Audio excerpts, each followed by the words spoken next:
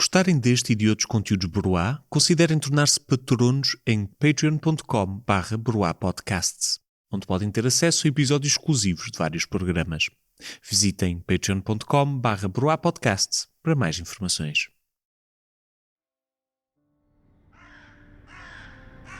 O dia nasceu negro e pestilento.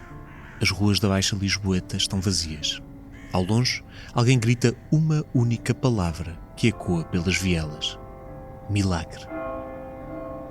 Uma multidão arrasta-se até à capela de São Domingos.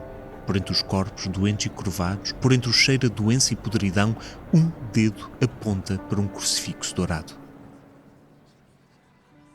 De súbito, um feixe de luz emana da cruz, cegando os crentes. Milagre! Milagre! Os corpos caem de joelhos no chão e braços alçados no ar. Mas uma única voz fala: não, não é milagre. A morte continuará a visitá-los. A luz, nada mais do que um reflexo. O ambiente na igreja muda. Limpam-se as lágrimas de comoção. Os músculos ficam tensos, os punhos fechados. De um golpe, o homem é derrubado, agredido, arrastado para o exterior. A multidão cai sobre ele e despedaça-o com as suas próprias mãos. Mas a fúria não acaba aqui. A cidade já desanda à morte, mas nos dias seguintes ganhará também o terrível aroma a sangue e a cinza. Esta é a história do massacre de Lisboa.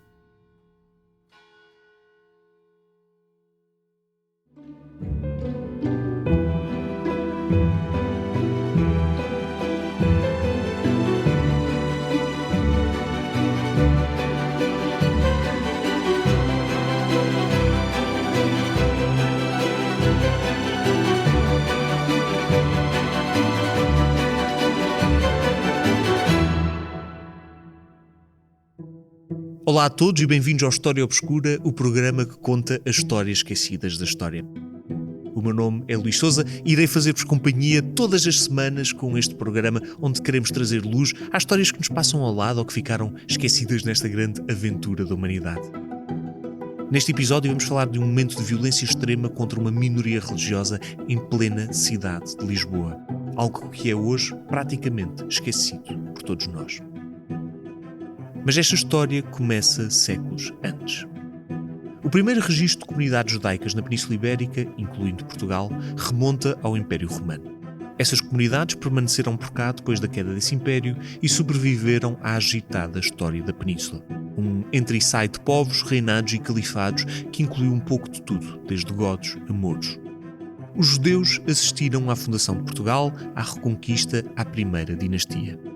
E até meados do século XIV, a sua existência foi marcada por uma relativa paz.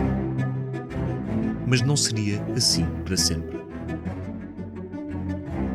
Numa Europa esmagadoramente católica, os judeus navegavam em águas turbulentas, entre o sucesso e o preconceito.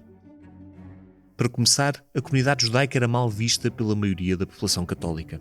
A sua religião negava que Jesus Cristo fosse o Filho de Deus, um dos princípios basilares do cristianismo. Além disso, algumas particularidades cristãs davam aos judeus um presente envenenado. Visto como atividades algo imorais, o comércio, finanças e arrendamento de impostos foram retirados das mãos dos cristãos e dados àqueles que, certamente, não se importariam de lidar com as artes impuras do dinheiro. Isto é, os judeus. Era uma faca de dois gumes. Ao oferecer à comunidade judaica a sua principal forma de subsistência e, em alguns casos, até riqueza, a maioria cristã plantava as sementes que levariam ao antissemitismo.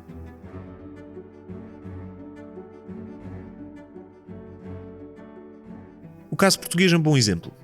Desde a fundação do país, que, apesar do seu estatuto minoritário, não era raro haver judeus portugueses em posição de poder na corte. Isto dava-se a mérito próprio por parte dos cidadãos, bem como ao conhecimento financeiro que muitas vezes detinham. Dito por outras palavras, se um rei ou senhor quisesse ganhar mais dinheiro ou guardar o que já tinha, precisava de um judeu ao seu lado.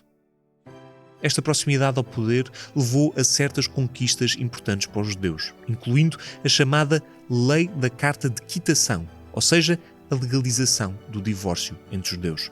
E a certo ponto foi explicitamente permitido tanto a judeus como a muçulmanos celebrarem os seus próprios dias sagrados sem qualquer intervenção das autoridades.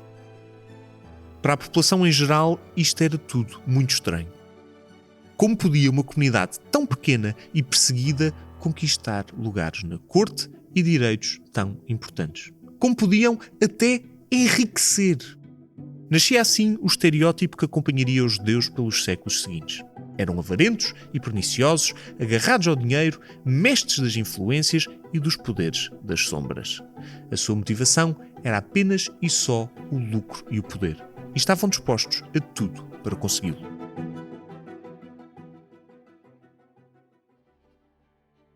Por isso, ao longo dos séculos, a mesma corte que aproveitou os conhecimentos e práticas da comunidade judaica soube também dar voz às paranoias da maioria. Em meados do século XIV, a comunidade judaica foi literalmente separada do resto da cidade e forçada a viver em bairros específicos, as judiarias, situadas em zonas como, por exemplo, Alfama, em Lisboa. Viram também os seus movimentos restringidos, uma vez que era lá nestas judiarias que se deviam isolar ao final de cada dia. E 2 décadas depois, em 1385, o rei da altura seguiu uma das recomendações do 4º Concílio de Laterão, o maior concílio ecuménico da Igreja Católica durante a Idade Média. A partir dali, e é preciso termos atenção a este ponto, as minorias religiosas teriam de usar elementos distintivos na roupa para as separar ainda mais da restante população. Foi assim que, mais de 500 anos antes dos nazis ordenarem o uso da famosa braçadeira amarela com a estrela de David, os judeus portugueses foram obrigados a usar uma estrela vermelha no exterior das suas vestes. Ficavam, literalmente, marcados como cidadãos à parte. Apesar de nos parecer chocante, o antissemitismo português era bem menor do que o dos nuestros hermanos. Na altura, Espanha não era como a pensamos hoje. Estava dividida entre 2 coroas, Aragão e Castela, que só iriam unir-se em 1492. Mas 2 reinos tinham em comum um cristianismo fervoroso, muitas vezes descarregado sobre as minorias religiosas. Em 1391, quando os judeus portugueses começavam a habituar à estrela vermelha, cerca de 4.000 judeus foram mortos num ataque à judiaria de Sevilha. E em 1412 iniciou-se a chamada Disputa de Tortosa, um período de 2 anos no qual milhares de judeus, estima-se que 3.000, foram forçados a converter-se ao cristianismo na localidade de Tortosa, Castilha. E como muitos judeus batizados e alegadamente convertidos continuaram em privado e em segredo a praticar a sua fé, os espanhóis foram mais longe do que nunca. A perseguição da comunidade judaica foi uma das justificações para o estabelecimento da Inquisição em 1478 e, poucos anos depois, para a expulsão absoluta dos judeus daqueles territórios. Muitos dos judeus expulsos de Espanha vieram precisamente para Portugal, onde, apesar de tudo, receberam alguma proteção. Certas povoações ao longo da zona fronteiriça foram escolhidas como centros onde seria facilitada a sua integração. Olivença, Arronches, Figueira de Castelo Rodrigo e Melgaço. Mas esta decisão de deixar entrar os judeus no país, por parte de Dom João II, não era só caridade e benevolência.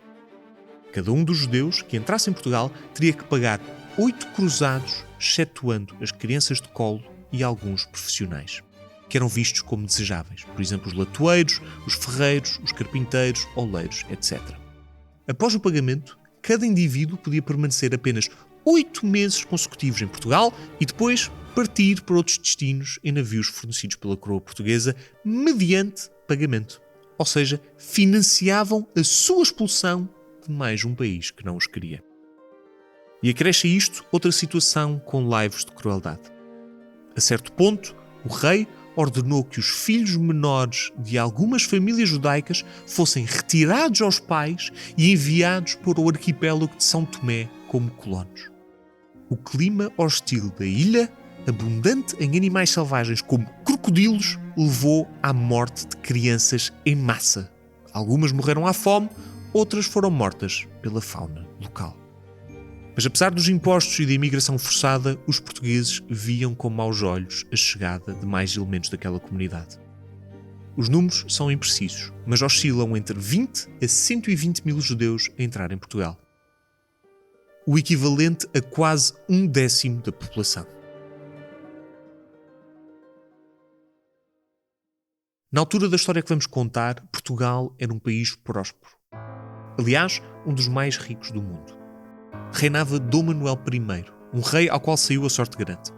Pouco depois de subir ao trono, descobriu-se o caminho marítimo para a Índia. E 2 anos passados, Pedro Álvares Cabral chegava à costa brasileira. Os anos seguintes seriam de lucros gigantescos para a corte portuguesa. Mas Dom Manuel não estava satisfeito. Queria um bocadinho mais. Queria, por via diplomática, alcançar o controlo total da Península Ibérica. Coisa pouca. Uma forma de o fazer seria, claro, entrar na família real espanhola. Dom Manuel propôs então casar com Dona Isabel, a filha mais velha dos reis católicos de Castela e Aragão. A proposta foi aceite, mas havia uma condição. Tal como tinha sido feito em Espanha, Dom Manuel deveria expulsar a população judaica e moura do seu país. A princípio, o rei aceitou. Em 1496, mandou publicar o Édito de Salvaterra de Magos, que os judeus e morros forros se saiam destes reinos e não morem nem estejam neles. Até o final do prazo de 1497, ou seja, 1 ano. Quem quebrasse esta regra seria condenado à morte e todos os seus bens reverteriam para a coroa. Para quem mais poderia ser. Mas o Conselho de Estado hesitou. Como já vimos, havia vários cidadãos judeus em posições influentes e expulsá-los do país numa altura de crescimento económico poderia sabotar gravemente o potencial do Império Português na Índia e no Brasil. Dom Manuel queria mesmo muito casar-se com Dona Isabel, mas não o suficiente para pôr em causa o futuro do reino. Por isso decidiu-se a uma saída não menos violenta para a comunidade judaica. A conversão forçada. Era o início dos famosos cristãos novos. O processo foi doloroso. As conversões em massa levaram muitos à fuga, outros ao suicídio. Alguns atiraram-se para dentro de cisternas e poços em absoluto desespero. Uma das medidas adotadas por Dom Manuel condenou jovens judeus menores de 14 anos a serem entregues a famílias cristãs espalhadas pelo país. O resultado? A morte de muitos deles às mãos de várias destas famílias que pretensamente os acolhiam. Para a comunidade judaica só havia 2 hipóteses. Ou abandonar um país que também era o seu, ou converter-se a uma religião que não era a sua.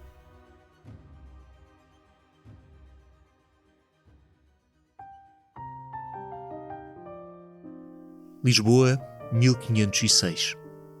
Lisboa era o centro do mundo. Ouro, especiarias, viajantes e mercadores desembarcavam aos milhares na capital do Império de Dom Manuel I. E Lisboa era agora uma cidade de 1000 línguas e cores. Mas com as grandes riquezas do Oriente, escondidas nas caravelas que atracavam no Restelo, vinha uma convidada indesejada, a peste negra. Hoje, sabemos que se transmitia através de pulgas que parasitavam a ratazana comum. E num centro urbano movimentado como Lisboa, onde todo o mundo partilhava as mesmas ruas, a peste encontraria o ambiente perfeito para se propagar. Mas sabem onde é que a peste não encontra o ambiente perfeito para se propagar? No Patreon da Broá Podcast. Lá apenas encontram conteúdos exclusivos para todos os nossos ouvintes e apoiantes. Por isso, apoiem-nos em patreon.com/Broá Podcast por uma vida livre de peste. Mas voltemos ao episódio. Em poucas semanas, milhares adoeceram e os cemitérios não tinham espaço para tantos mortos. A situação chegou a dimensões tais que o próprio Dom Manuel I foi forçado a fugir da cidade e a mudar a sua corte temporariamente para Abrantes. A peste lavrava por toda a cidade. A ela juntou-se a seca e a seguir a fome. O povo juntava-se nas igrejas na esperança que chegasse em breve o fim daquela praga. Mas para além da esperança procuravam outra coisa. Alguém para culpar. Entre o decreto da expulsão dos judeus em 1496 e o ano de 1506, houve vários episódios de violência contra a população judaica de Lisboa. Os cristãos desconfiavam cada vez mais dos cristãos novos, que viam como recém-convertidos, desonestos, a praticar a sua religião em segredo. E a junção desta desconfiança centenária com aquele surto de peste deu origem a um cálculo curioso, embora não surpreendente. Esta gente que se fazia passar por cristã, não seriam eles os responsáveis pela calamidade? Não seria a peste um castigo divino pela conivência dos cristãos com aquela heresia? A comunidade judaica começou a ser culpada pelo desastre e as tensões foram crescendo. E tudo culminou numa data que, por motivos que se tornarão óbvios já a seguir, a história não se esqueceu de registar. 15 de abril de 1506.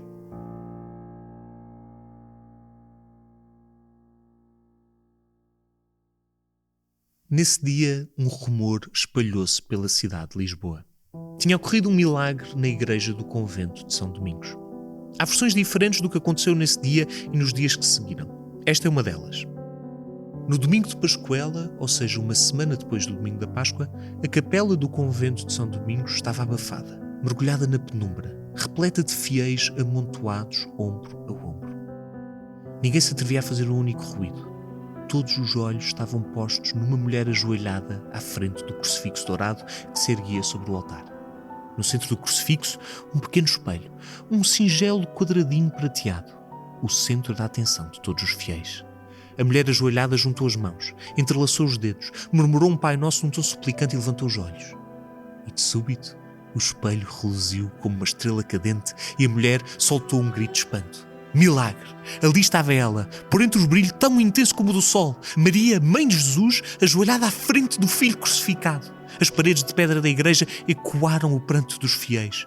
Por momentos, todos avançaram na direção do crucifixo, querendo também eles testemunhar aquele milagre. Os corpos roçaram, empurraram, deram encontrões. O padre ergueu as mãos, pediu calma, prometeu que todos teriam a oportunidade de assistir àquele acontecimento milagroso. Mas por entre os gritos de aleluia, enquanto todos esperavam que a luz do Espírito Santo voltasse a brilhar no centro do crucifixo, um único homem manteve-se em silêncio e cruzou os braços. Todos os relatos concordam sobre a sua identidade. Era um cristão novo, um dos judeus forçados a converter-se ao cristianismo.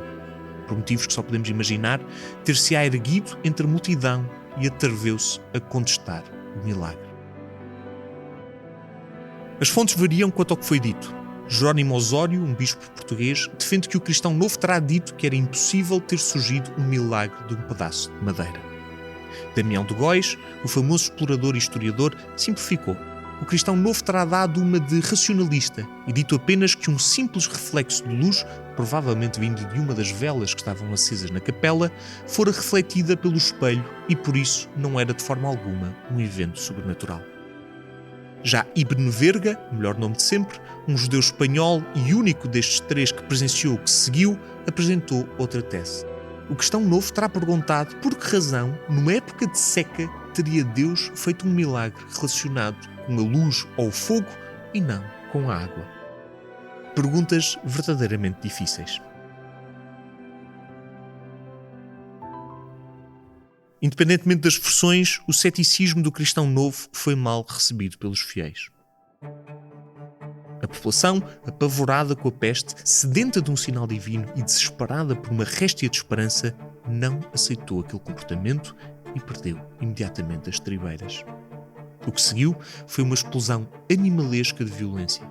De acordo com os relatos, o cristão novo foi arrastado para fora da igreja por um grupo de mulheres que o espancaram até ficar inconsciente. De seguida, os homens mataram-no a sangue frio e esquartejaram o seu corpo. Um irmão da vítima foi também imediatamente morto mal chegou ao local.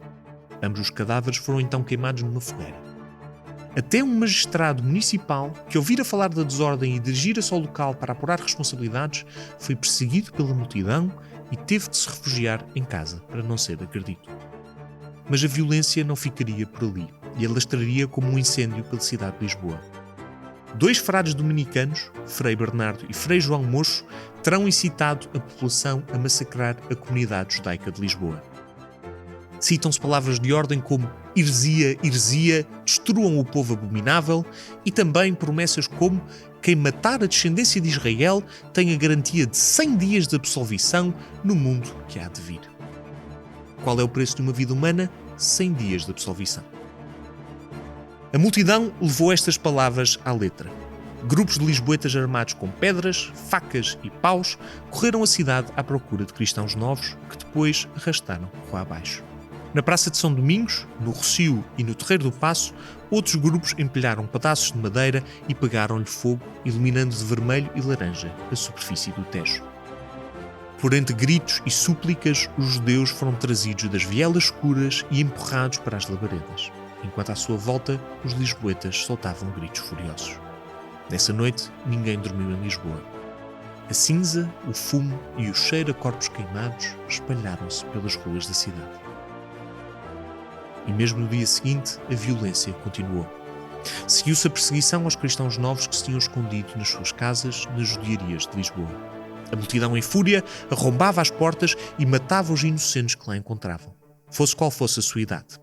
Até um grupo de marinheiros que se encontrava na cidade emprestou os seus músculos e a sua fúria, e subiram pelas vielas de Lisboa a arrombar portas e a arrastar cristãos novos pelos cabelos.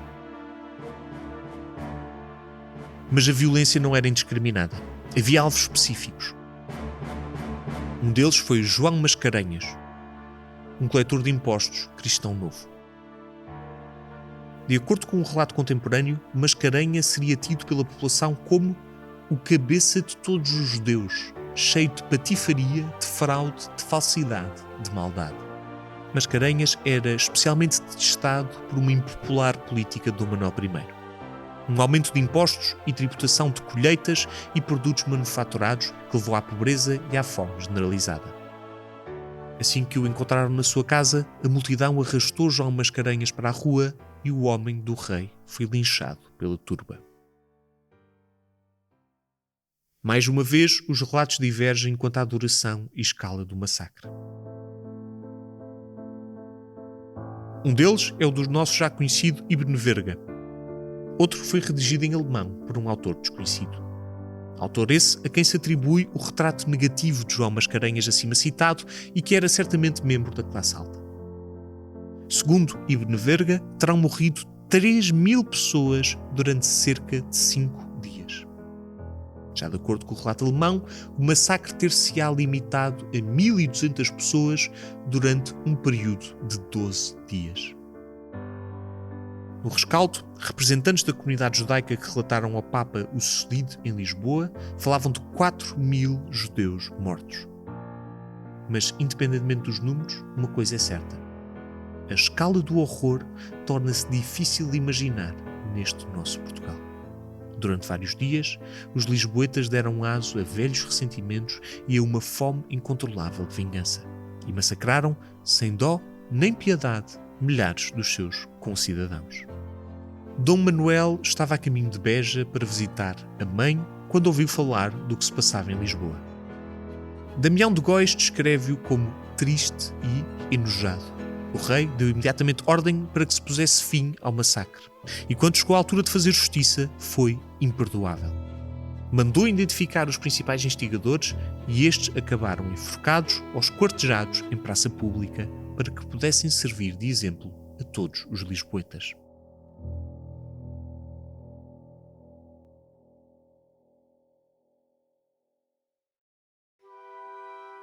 No rescaldo do massacre, a comunidade judaica e cristã nova da cidade sofreu um duríssimo golpe.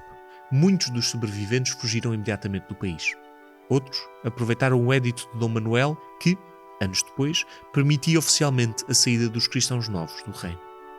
Ficava claro que a única forma de evitar outro massacre era libertar a comunidade judaica das amarras que os tinham preso até então. Perante uma população em fuga da qual nem o rei parecia conseguir protegê-los, tudo o que restava aos judeus portugueses era desaparecer.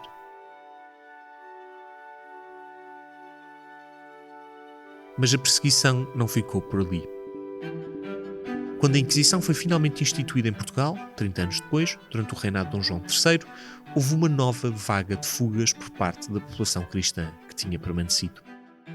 Tragicamente, e talvez não por coincidência, foi a ordem dominicana encarregada do funcionamento da Inquisição. A mesma ordem cujos frades apelaram aos gritos pelas ruas de Lisboa ao massacre de 1506. Há, aliás, uma história cómica sobre os dominicanos. É um mito, mas dizia-se que o nome dominicano vem de Dominus Canes, os cães do Senhor. Isto não é verdade, vem de São Domingos de Gusmão, o padroeiro da ordem dominicana. Tal como em 1506, a população improvisou fogueiras nas praças e ruas lisboetas para queimar os cristãos novos. Erguiam-se agora os autos de fé, as fogueiras da Inquisição, também elas acesas para queimar a heresia. O fim da Inquisição por terras lusas chegou apenas no ano de 1821, depois de séculos de calamidades. Apesar de pouco conhecido pelo público em geral, o massacre de Lisboa deixou feridas profundas que ecoaram até os dias de hoje. Só no ano 2000 é que o Patriarcado de Lisboa fez um pedido de desculpas público pelo que aconteceu naquele fatídico dia de 1506. E em 2008, praticamente 500 anos depois do massacre, inaugurou-se uma escultura no local onde tudo começou, o Largo de São Domingos, em Lisboa. Praticamente 500 anos depois do massacre, inaugurou-se uma escultura no local onde tudo começou. O Largo de São Domingos, em Lisboa, é uma zona onde acontecem imensas histórias improváveis e, se quiserem conhecer uma muito particular, convido-vos a ouvir o episódio 4 de Portugal Negro 4, as confrarias, Sá da Bandeira e o fim da escravatura. Esta escultura trata-se de uma semisfera com uma estrela de David encostada, o mesmo símbolo que tantas vezes os judeus carregaram em público. Dentro da estrela, uma citação do livro de Jó. Ó terra, não ocultes o meu sangue, não ocultes o meu clamor. Foram algures entre 5 a 12 dias de violência, entre 1.200 a 3.000 mortos. Foi um marco horrendo na vasta história do antissemitismo na Europa e um golpe de violência na história do nosso pacato e sereno Portugal. Que a história não oculte o seu sangue e o seu clamor.